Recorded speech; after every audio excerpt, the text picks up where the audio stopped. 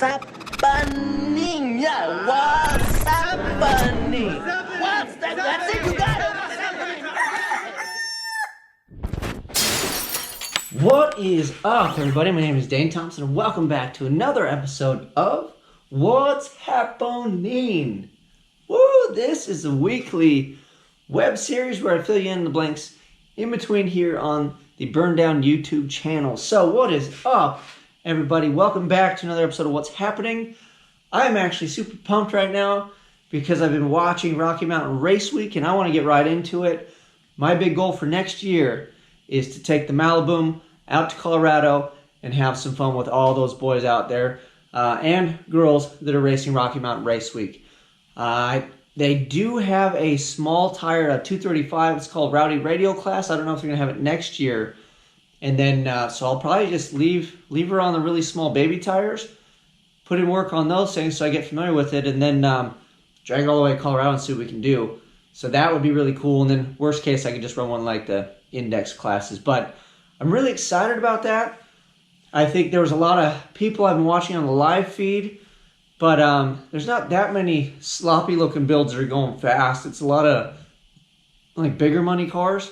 So I think it'd be really cool to just bring the people's hot rod out there and do work. And I was talking to a couple buddies, and we're formulating a plan, but we might actually be able to, if we can get like 2 or 3 cars to kind of caravan, we could damn near have spare motors to throw at it. So that would be kind of cool to be able to really push it and have something like that. I mean, it'd suck to change a motor. It'd probably have to be aluminum blocks, but it'd be pretty badass to know that you could just light one off and go, well, you know, I'm still good for the next whatever, as long as you wad the car up, I guess. So who knows? That's all, you know, neither here nor there right now. But the big one this year, again, is LS Fest in Kentucky. We are taking the Winnebago. As far as the Winnebago is concerned, the thing is running. My friend Matt Happel over at Sloppy Mechanics, I sent him a tune in like a log file. He has helped me because the idle kind of wasn't where I wanted it. And then in between that whole debacle, I ended up getting this bad boy. So we will do a whole video opening this up, but this is from Florida Torque Converters. So we got a torque converter now for the Winnebago. So it's a little higher up. It'll facilitate the cam better, and hopefully it'll get to boogieing a little quicker. It should be like a $2,500 or so. And this is just a big monster converter we'll go over. It's just an HD, basically a tow package converter for the most part, for like bigger, heavier equipment, you know, vehicles like the big vans that haul all the tools and things like that is what I was told. So very excited about this. So we'll open this and show you guys. I'm not gonna do it right now. I also got this thing I'm super excited about. I'll show you guys right now. It's not important, but I get excited over dumb things. So this is a $20 fuel gauge from eBay, but the rad part is it changes color, LED color, but the most exciting part is you can pick the ohms for your sending unit. So that is important because I technically know what the sending unit is, but in case you get it wrong, you just switch it. You don't have to get another stupid gauge and you're not out the money or whatever. So let you guys know how that works. That's like the last thing that I need for the Winnebago as far as gauges go. So back to the Winnebago build real quick. We'll swap the converter out. The tune is pretty well dialed pretty quick here. We'll be able to put on E85, which is going to be good for burnouts. So I'll have to do the line lock. And then I was idling it, trying to get a tune file sent over and mess with it. And my driveway's kind of sloped. And all the oil for the turbo drains going to one side. And it wasn't allowing it to drain, so it was puffing smoke. And then I was like, oh, what's it doing? So I realized that. So now I have to fix the turbo drain. I'm going to drain the top and bottom turbo separately. So they'll go into separate drains in the pan. Right now they both go into one side, which it seems fine when you're just cruising, you know, down the road and inertia's kind of helping dump the oil. But when you're sitting stationary, and I sat for quite a while before it started doing it, I just would rather have them separate, because if I get in some situation where I'm sitting for a while and it's kind of cantered, you know, I don't want to be sitting there burning up all my oil out of the Winnebago. Granted, I don't think it really will, but we'll just change it because I really don't want any problems. Knock on wood on the way to Kentucky if we can avoid them, and if they are problems, hopefully it's just dumb stuff. So a couple little items to button up. I started working on the Malibu again. So if you guys watched the last video, we started on the hot side. I got to working on it. Reed came over and helped me. We got turbo placement done. And people were asking about log setup. I just kind of want to steer clear of it. I already did it before. And then somebody actually said, they were talking about the Holley, log manifold. And I had those on my Maverick. I bought them when they came out. They're all slick. Never used them, of course, because I got rid of all my stuff. And I thought about doing it again this time, but the problem is you start looking, and I was going to build headers and all this stuff, and your mind goes crazy. And I do what everybody else does, and then I just bring myself back to reality, and I'm like, Sloppy Mechanics, he made $1,000 at the wheels on truck manifolds.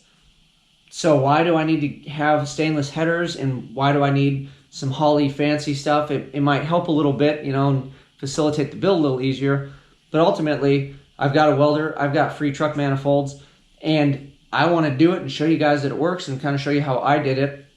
And the guys that don't have the $500 or $700 for a manifold, you'll have a recipe to get things done. The other reason too is so my car, I'm trying to honestly get it ready for Rocky Mountain Race Week next year. We're simplifying a bunch of stuff, trying to get rid of leaks. I want everything simple. I want it where I can see it, and bringing the manifolds down and forward. It places the V-bands right there, and then the connection where everything joins on the one side, and now the inner fender wells are gone. So if I'm having exhaust leaks, I might even paint them kind of a lighter color. I don't think I'm going to wrap them. So if the V-band's leaking or whatever, you'll see some of the soot. You'll see the exhaust. You have an issue. My car is so damn loud I can't hear an exhaust leak. On any normal car, if you're driving, you start going up a hill, you hear it tick. It's annoying, and you fix it.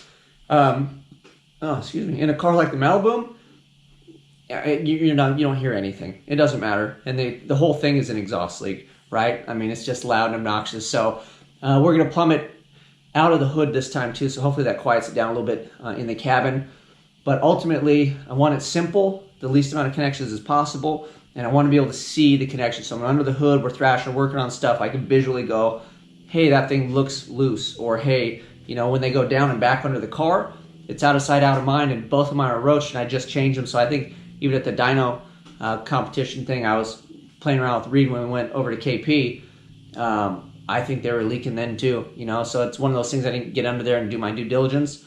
So I need to be a lot more mindful, and I want simple race car. And I'm also thinking that if something's broken, I need to be able to fix it. If I drive that far and I go to an event, unless I'm out, I'm not out. I mean, I'll do whatever I got to do to try to make it to the next track in the race and all that. But with that being said, I want to make it as simple as possible. I don't want 35 sections of intercooler piping and all these, just stuff to fail is all it really kind of is.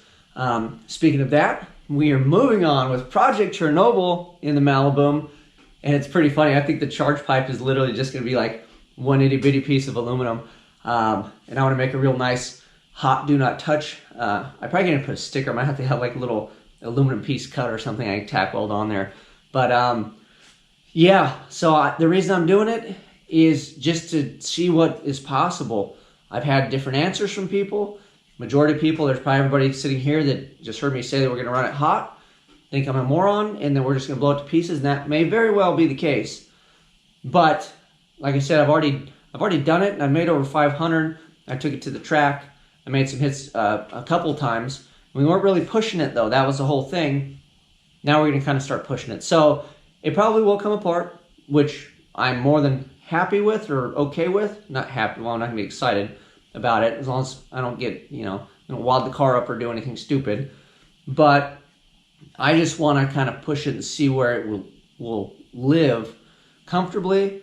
And then that just makes it a simple, easy setup. I may explore other options, but like I said, I just want to go with the T4 housing. Somebody asked me why I went T4 and not straight to T6, because I was trying to keep it simple and just plug a new turbo in and go, because I had a T4 flange because the GT45 was T4. And then the car goes down, the transmission, everything happens, and then you decide, well, I can just get rid of this hot side, and because the battery's gone now, I can move it. That's why I went T4 instead of T6. But I'm okay. I'm glad that I did. Varen over at VS Racing, we talked about it before I made that move.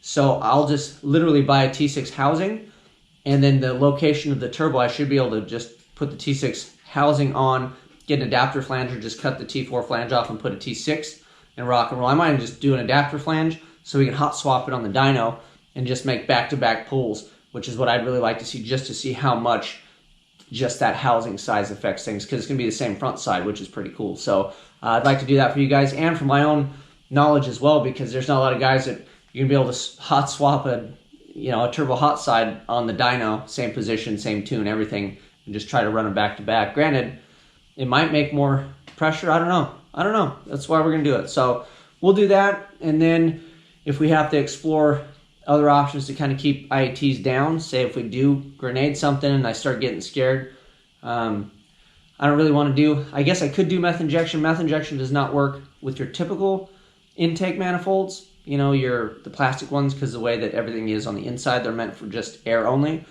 But because I have a single plane, it's old school, you could just pump stuff into it and it'll actually go to it'll disperse well in there. So that is an option, but I'm not going to really employ that unless we get scared and it's like, yeah, we're kind of pushing it. So as far as power level output, if I could get the setup right back to where I was, so I was making 640 at 12 pounds of boost, if I could just get back to the 640 range and kind of start there and see how much we have to push it to get there, if we can go more than that, cool. If we can just kind of stick around there, I'm okay, because it wasn't working for me anyway, because I have a little tiny tire and I need suspension. So I'd like to get it at least to the same power level we had it, and then start working on my suspension so we can get this damn thing down the track a little quicker. It makes plenty of power. We're just trying to light it up, get the suspension working, and then once those things are kind of lined out, we'll start pouring the coals to it. But we'll push it a bit on the dyno. We'll see how much we make before it's kind of uncomfortable. And I really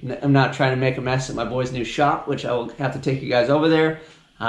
He's still kind of getting things situated, but we'll be bringing a video here pretty soon, I would imagine, with either the Malibu or Rita's car, because Rita's got to go back on the dyno. He's got some new injectors. And yeah, so you'll get to see that. That is very exciting. So lots of cool stuff going on. I'm sure there was more stuff that I may have skipped over, but that is it. The plan for the weekend is try to put time in on the Winnebago, and then we'll try to maybe put a little bit more time in on the Malibu and just kind of keep them back and forth. The track is open again this Sunday. It's like a private invite. The prices are kind of high and they're still not having spectators, so I'm really not pushing my car to get it there, but maybe the next one that they do, we'll see how we go.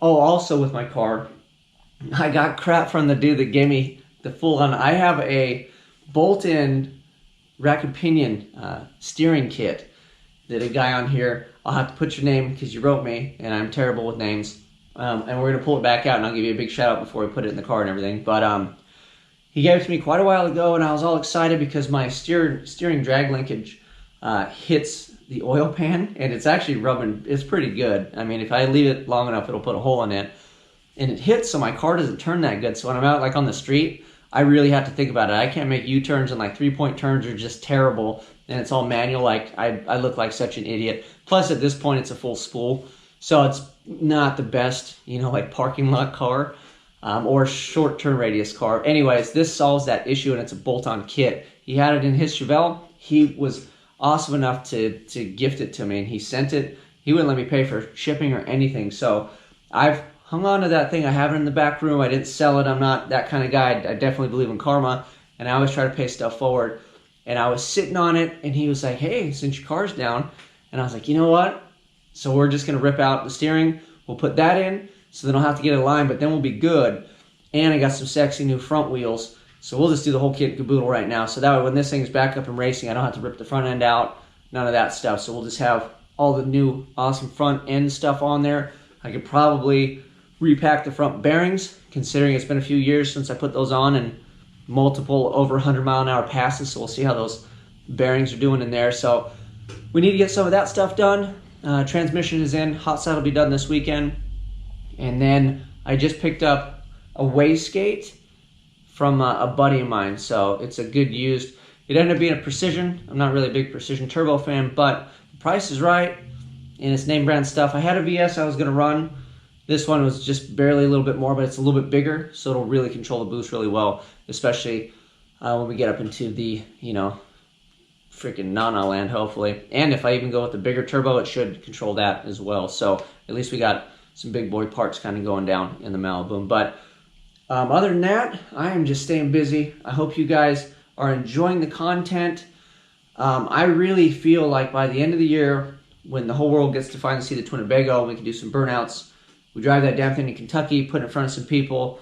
You know, that is going to be awesome. We have another awesome build in the works with me and my idiot buddies over here. So after that goes down, we got something special hopefully for LS Fest West next year when that rolls around. If they have zip tie drags, we'll be back there again out there doing that. And then pretty much once this whole thing with Kentucky and pretty much the summertime settles down, I'm really just going to focus on the Malibu. I'd like to make it as quick as I can, and I'd like to bring a real race car to Rocky Mountain Race Week next year. So I'm going to try to quit with the dumb stuff and literally just focus on race car, getting seat time. And I've got a deal with my boys at DJ Safety, and they said if I could make the car fast enough for a parachute, they would make me an Uncle Gus chute. So that is my goal. I don't want to hang a chute on there just to be an idiot because I could get one. I want to hang it on there because the car actually goes that fast. So that is literally my goal, is to get to parachute territory and keep the damn thing in one piece and have some fun. So that is it. Any questions or anything, you guys feel free to ask me. Hats are in stock on the web store. I got a whole boatload of stickers. Still waiting on some Malibu artwork. And then one last exciting thing. A buddy of mine reached out to me. He wants to start a t-shirt printing business. So we actually discussed avenues for me to actually get shirts at reasonable prices so I can just pass it on to you guys.